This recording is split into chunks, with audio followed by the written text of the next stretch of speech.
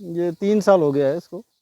सब छोटे बड़े मिला के करीब 35 जानवर हैं। वही 1 कुंटल नहीं मिल पाता है, लेकिन जैसे डेयरियाँ अब आ गई हैं उसमें वही है चने की चूरी और चोकर। का साथियों, हम आ चुके हैं आज धानापुर के पुरवा गांव में, और यहाँ हम ऐसे पशुपालक से मिलवाएंगे जो कि देसी गौवंश पे काफ़ी लगन के साथ काम कर रहे हैं और ख़ुद अपने फार्म पे अच्छी ब्रीड का सीमन, अच्छी नस्ल का सीमन चढ़ा के उन बच्चियों को तैयार करने का प्रयास कर रहे हैं। और इन्होंने 2 या 3 गाय से स्टार्ट किया था। आज गायों की संख्या लगभग बहुत ज़्यादा हो चुकी है।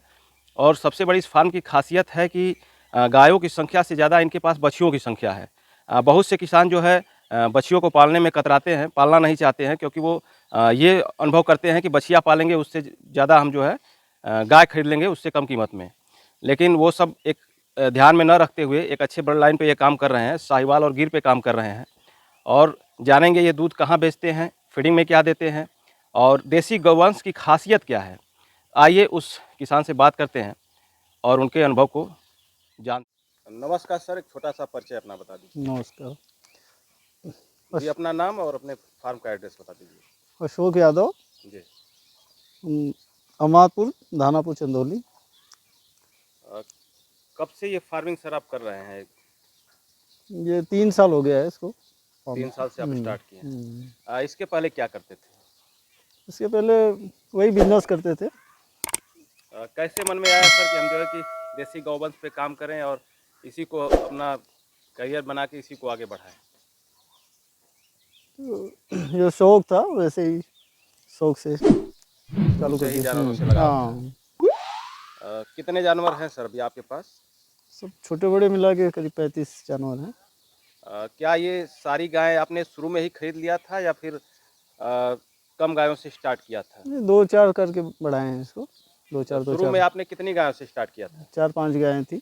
5 गाय थी। उसके बाद वही बच्चे भी बड़े हैं और कुछ गाय बड़ी हैं। फिर उसके बाद आपने गाय खरीदा या फिर? नहीं, अब नहीं खरीद रहे हैं। अच्छा, अपने बच्चे ही तैयार हो रहे हैं। कितना दूध का उत्पादन हो जा रहा है सर? वही 1 कुंटल हो जाता है, 100 किलो के आसपास में। तो ये 1 कुंटल दूध आपका प्रतिदिन का, एक टाइम का है या फिर? नहीं, दिन का। अच्छा, दिन का है। तो क्या 1 कुंटल दूध के उत्पादन से इनका भरण पोषण और आपकी बचत ये दोनों हो जाती है? आराम से। दूध कहाँ बेचते हैं आप? जैसे दूध का उत्पादन तो किसान कर लेता है, लेकिन समस्या आती है बेचने की। और सबसे बड़ी चीज़ कि आप देसी गौवंश पे काम कर रहे हैं और इनके दूध का रेट मिलना बहुत मुश्किल हो जाता है, क्योंकि जिस अनुपात में ये दूध का उत्पादन करती हैं उस हिसाब से इनका दूध का रेट नहीं मिल पाता है। हाँ, ये तो है, मतलब दूध के हिसाब से रेट नहीं मिल पाता है, लेकिन जैसे डेयरियाँ अब आ गई हैं उसमें इनका आ जाता है लगभग 45-50 के आसपास में रेट।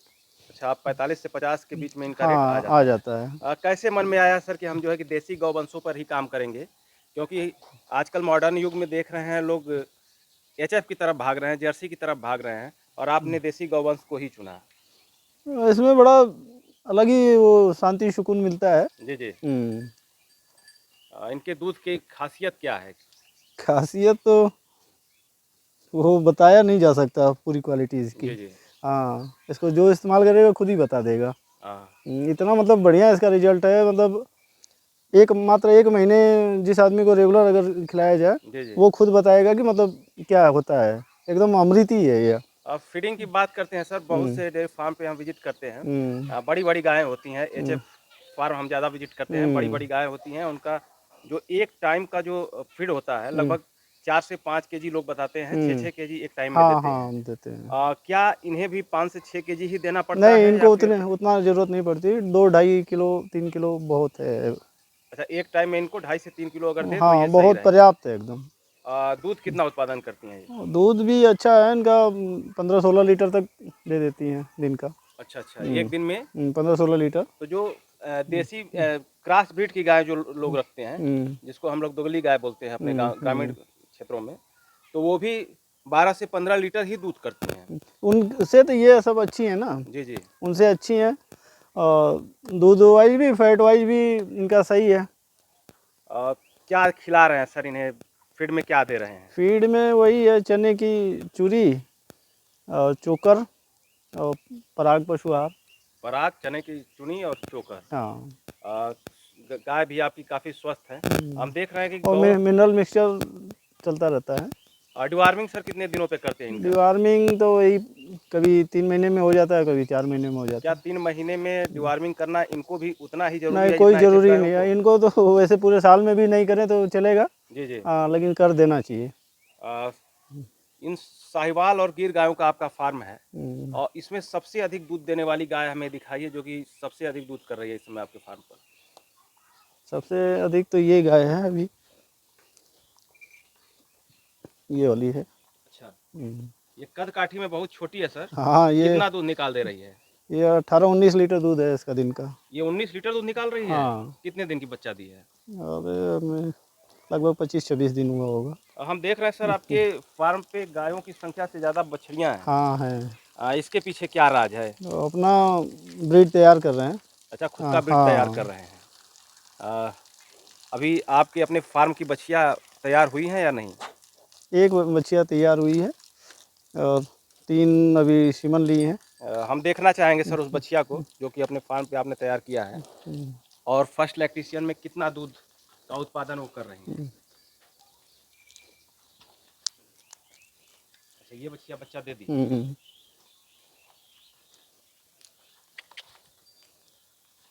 कौन सी सीमन आपने डलवाया था? ये बायब का SH 508 सीमन था। ये सेकंड लैक्टेशन में फिर गाभिन है क्या ये? हाँ, ये अभी ड्राई किए हैं इसको। जी, जी। हाँ, 2 महीने बाद ये बच्चा दे कितना देगी। दूध निकाली थी सर ये फर्स्ट लैक्टेशन ये में? 16 लीटर के आसपास में दूध इसका था फर्स्ट में। फर्स्ट में। और सेकंड लैक्टेशन में क्या उम्मीद है इससे? वही 16-18 के आसपास पे आएगी। 18 लीटर दूध निकाल हम्म, देगी। हम देख रहे हैं आपके फार्म पर 2 एचएफ गायें भी हैं। हम्म। अ, इसको रखने की क्यों आवश्यकता पड़ गई आपको? आवश्यकता तो वही बीच में जैसे दूध कम हो गया था तो मेंटेन करने के लिए ले आए थे। या उस समय आपको साहिवाल गाय मिली नहीं या हाँ, फिर मतलब अपने क्षेत्र HFC लेना था? अपने क्षेत्र में साहिवाल गाय कम है ना, जी, जी। बहुत मुश्किल हो गई थी और उस समय प्रोडक्शन डाउन था तो बीच जी, में वो डालना पड़ा। जी। तो अभी आप अपने फार्म पे बुल भी रखे हैं या फिर सीमन ही डलवा रहे हैं? नहीं, अभी तो सीमन ही डलवा रहे हैं लेकिन बुल तैयार कर रहे हैं। बुल, अच्छा, आप अपना भी बुल तैयार किए हैं? हाँ, ये बुल तैयार कर रहे हैं। ये बुल किस नस्ल का है सर? ये गिर नस्ल का है।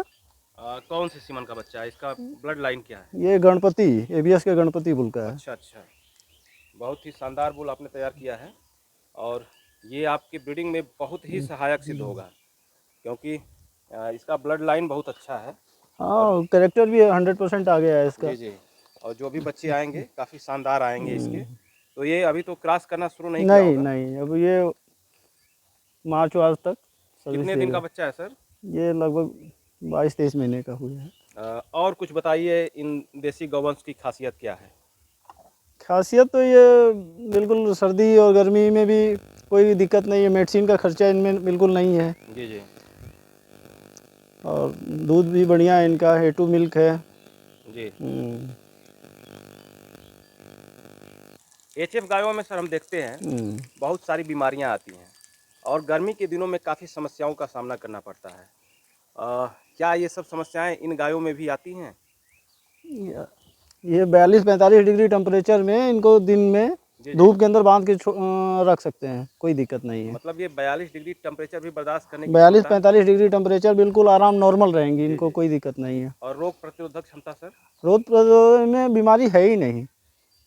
जीरो के हाँ, बराबर है। 0 के बराबर है। और बहुत से फार्म पे हम विजिट करते हैं वहाँ एक समस्या आती है मास्टाइटिस की। क्या इनमें भी उस तरह की समस्याएं आती हैं? कभी कभार आती है, बहुत, लेकिन रेयर है। जी। तो उसके लिए सर आप क्या करते हैं? उसके लिए तो वही मस्टिक्योर वगैरह दे देते हैं। जी। हम्म, और सर इस समय फार्म पे हम देख रहे हैं मक्खियाँ बहुत ज़्यादा लग रही हैं। बहुत से हमारे व्यूअर्स कमेंट भी किए कि मक्खियों के लिए आप लोग अपने फार्म पे क्या उपाय करते हैं? तो आप क्या करते हैं मक्खियों को तो हटाने के हमारे यहाँ तो कोई मक्खियों से मतलब नहीं है यहाँ जी, पे। जी। ना मक्खियाँ लगती हैं, ना वो चिचड़े विचड़े जू वगैरह होती है ना, इनमें देख लीजिए, हाँ, हाँ। कभी भी हुआ नहीं है हमारे। और ना धुलती हैं ये गाय, धुलती भी नहीं है। धुलना भी नहीं पड़ता है। हाँ, माना जाए तो इनका मेंटेनेंस काफ़ी बिल्कुल कम है, ना के बराबर ना है। के बराबर है। कितना परसेंट सर बचत हो जाता है जितना ये मिल्क प्रोडक्शन करती हैं उस हिसाब से कितना परसेंट बच जाता बचत तो अब पालने वाले के ऊपर डिपेंड कर रहा है। है? जी हमारा तो मतलब जैसे करीब 11 गाय मिल्किंग में है जी और करीब 16-17 बच्चे तैयार कर रहे हैं, तो उस हिसाब से हाँ वही है, मतलब खर्चा वर्चा मेंटेन हो जाता है, कोई दिक्कत कोई नहीं है। अगर नया डेयरी फार्म स्टार्ट करना चाहता है तो उसको आप अपने तरफ से क्या सलाह देना चाहेंगे? वो एचएफ पे काम करे या फिर इन देसी गौवंशों पे काम करे? कौन सा प्रॉफिटेबल होगा उनके लिए? अब वो तो उस आदमी के ऊपर डिपेंड कर रहा है, वो मतलब क्या सोच के काम कर रहा है उस हिसाब जी से। जी अगर तुरंत उसको प्रॉफिट में लेना है जी तो एचएफ पे काम कर सकता है, जी जी और लॉन्ग टाइम अगर चलना है तो फिर वो लॉन्ग टाइम के लिए आप देसी गौवंश से हाँ स्टार्ट हाँ कर सकते हैं। हाँ। कितने समय के बाद हम्म, इनसे हम प्रॉफिट, ये मान लें कि हमें प्रॉफिट होने लगा, अब हमारा हम्म, इन्वेस्ट जो हम किए हैं वो हम्म। निकलने के बाद कुछ बचत हमको होने लगी? मिनिमम 3 साल तो उसमें देना ही पड़ेगा, और वैसे जैसे कि मतलब 3 या 5 गाय से स्टार्ट कर रहा है और वो उसमें 1 या 2 बच्चे तैयार कर रहा है, तो शुरू से ही उसको बचत आना स्टार्ट हो जाएगा। शुरू से ही स्टार्ट हो हाँ, जाएगा। जबकि एचएफ में ऐसा नहीं होता है। जी एचएफ का इसलिए गड़बड़ हो जाता है कि गाय तो अच्छी होती हैं, दूध भी अच्छा देती हैं, लेकिन 5 गाय लाएँ उसमें 2 गाय डैमेज हो गई, हम्म। तो वो लॉस हो जाता है। रिपीट ब्रीडिंग की समस्या भी आती है सर, क्या देसी इनमें इनमें बहुत कम है। रिपीटेशन की हाँ, समस्या अगर कम है? सही हिट में है और जी सही टाइम पे वो सीमेंट डाल दिया गया तो कोई दिक्कत नहीं है इनमें। एचएफ गायों में इस तरह की समस्याएं बराबर आया करती उनमें हैं, ज़्यादा रहती है। इनमें इस समस्या हाँ, बहुत क्योंकि हम कम 2 है। गायें रखे हैं, वो देख रहे हैं ना, जी उनमें जी और इनमें बहुत अंतर है। जी बहुत बहुत धन्यवाद आपका, जो आपने इतना कीमती समय दिया।